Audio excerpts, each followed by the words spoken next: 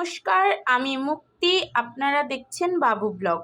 আজকের মেনুতে রয়েছে পোয়া ভোলা, মানে ভোলা মাছ।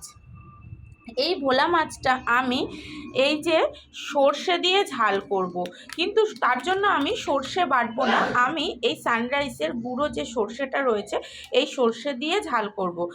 এই ভোলা মাছটার আমি সর্ষে দিয়ে ঝাল করার জন্য এখানে দুটো ছোট সাইজের পেঁয়াজ কেটে নিয়েছি সরু সরু করে, একটা ছোট সাইজের টমেটো কুচি করে কেটে নিয়েছি, খানিকটা ধনেপাতা নিয়েছি, আর নিয়েছি কাঁচা লঙ্কা চিড়ে। আজকের রান্নাটা শুধুমাত্র কাঁচা লঙ্কা চিড়ে, ধনেপাতা দিয়ে, পেঁয়াজ দিয়ে, টমেটো দিয়ে আর সর্ষে দিয়ে এই ভোলা মাছটার ঝাল হবে। এই আপনারা যারাই আমার ভিডিও দেখেন তারা প্রত্যেকেই জানেন আমি একটু শর্টে রান্না করি, বা কারণ এখন সবাই সময়ের প্রচণ্ড অভাব, সবাই একটু তাড়াতাড়ি রান্না করার চেষ্টা করে, তাই আমি এই সর্ষের গুঁড়োটা ব্যবহার করব।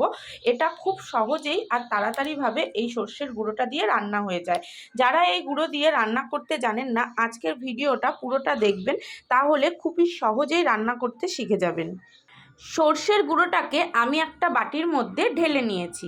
এইবার চলুন এই পেস্টটাকে আমার তৈরি করতে কতক্ষণ সময় লাগে দেখুন, আর কত সহজেই এই পেস্টটা তৈরি হয়ে যায়।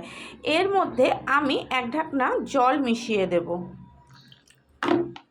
যা পড়ে গেল, আর কি করা যাবে, যাই হোক আমি এর মধ্যে জল মিশিয়ে দিলাম। জল তো মিশিয়ে দিলাম, এইবার আমি এতে একটু নুন দিয়ে দেব যাতে এটা তেতো না হয়। এতে খানিকটা নুন দিয়ে দিলাম, আর দিয়ে দেব একটু হলুদ। এইবার আমি এই তিনটেকে একসাথে এই বাটির মধ্যে মেশাবো। এটা মিশিয়ে নিয়েছি। এইবার কিছুক্ষণ এটা রেখে দেব এইভাবেই, ততক্ষণে আমি মাছ টাছগুলোকে ভেজে নিই। এবার আমি মাছগুলোকে ভেজে নেব, তাই আমি মাছগুলোকে আগে থেকেই নুন হলুদ মাখিয়ে রেখেছি। তা মাছগুলো ভাজার জন্য কড়াইটাও আমি বসিয়ে নিয়েছি। এবার আমি গ্যাসটা অন করে দিই। গ্যাসটা অন করে দিয়েছি, কড়াইটা গরম হোক, তারপর আমি মাছগুলোকে ভাজবো। কড়াইটা গরম হয়ে গেছে, এবার আমি মাছগুলোকে ভাজার জন্য কড়াইয়ের মধ্যে পরিমাণ মতন তেল দিয়ে দিই।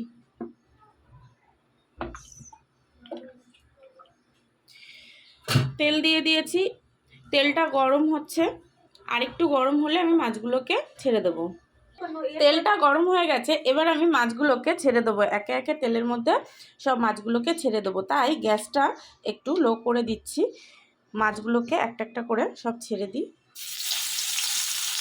একে একে আমি মাছগুলোকে সব ছেড়ে দিয়েছি। এবার মাছগুলোকে একটু কড়া করে ভেজে নেব। মাছগুলোকে আমি ভেজে তুলে নিয়েছি। মাছগুলোকে তো ভেজে তুলে নিয়েছি। এবার আমি ওই মাছ ভাজার তেলের মধ্যে আরেকটু তেল দেব পরিমাণ মতন, দিয়ে আমি এই যে পেঁয়াজটাকে আগে থেকে কেটে রেখেছিলাম সেটাকে আমি ভেজে নেব। তেলটা গরম হয়ে গেছে, এবার আমি এই তেলের মধ্যে একটু কালো জিরে ফোড়ন দিয়ে দেব,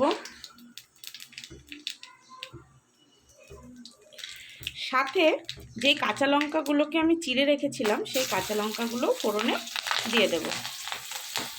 এবার আমি এই পেঁয়াজগুলোকে ছেড়ে দিচ্ছি তেলের মধ্যে।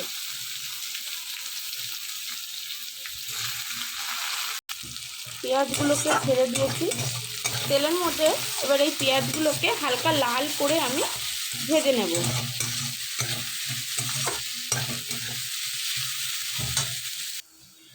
পেঁয়াজটা লাল হয়ে ভাজা হয়ে গেছে, লাল হয়ে গেছে ভাজাটা।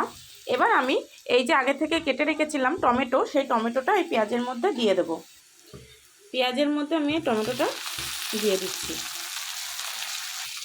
টমেটোটা দিয়ে এই পেঁয়াজটাকে বেশ অনেকক্ষণ ধরে, অনেকক্ষণ না মানে কিছুক্ষণ, যতক্ষণ টমেটোটা মজে না যায় ততক্ষণ একটু এই পেঁয়াজটা আর টমেটোটাকে ভাজবো, যতক্ষণ এটা থেকে গ্রেভি না বের হয়। দেখুন পেঁয়াজটা আর টমেটোটা একটু গ্রেভি গ্রেভি হয়ে গেছে। এখন আমি কি করব, এখন এই যে আগে থেকে আমি যেই সর্ষের পেস্টটা করে রেখেছিলাম, মানে সর্ষের ডাস্টার মধ্যে জল সব কিছু দিয়ে যেই পেস্টটা করে রেখেছিলাম, সেই পেস্টটা এতে দিয়ে দিচ্ছি। দেখুন টেস্টটা কত সুন্দর, পুরো মনে হচ্ছে সর্ষে বাটা দিয়েই আমি এটা রান্না করছি। যাদের সময়ের খুবই অভাব এবং তাড়াতাড়ি রান্না করতে চান তারা এইভাবে রান্নাটা করে নিতে পারেন। বাটারও ঝামেলা থাকে না, আর খুব সহজে খুব তাড়াতাড়ি রান্নাটা হয়ে যায়। আমি এই সর্ষের যে পেস্টটা এর মধ্যে দিয়ে দিলাম, এটাকে তেলের মধ্যে বেশিক্ষণ নাড়ব না, না হলে তেতো হয়ে যাবে। তাই আমি এর মধ্যে পরিমাণ মতন জল দিয়ে দিচ্ছি। যেহেতু এটা সর্ষের ঝাল করব তাই জলটা বেশি দিলাম না, অল্প সামান্যই দিলাম। যা আজকে খালি আমার হাতটা স্লিপ খাচ্ছে, কারণ আমার তো ফোনের স্ট্যান্ড নেই, এই কারণে আমাকে হাতে ধরে ভিডিও করতে হয়, যেই কারণে হাতে খালি স্লিপ খায়। জলটা দেওয়ার পরে জলটা একটু ফুটে গেলে আমি ওই মাছগুলো এর মধ্যে দিয়ে দেব। ঝোলটা ফুটে গেছে, এবার আমি একে একে মাছগুলোকে এর মধ্যে ছেড়ে দিই। মাছগুলোকে একে একে আমি এর মধ্যে ছেড়ে দিয়েছি। মাছগুলোকে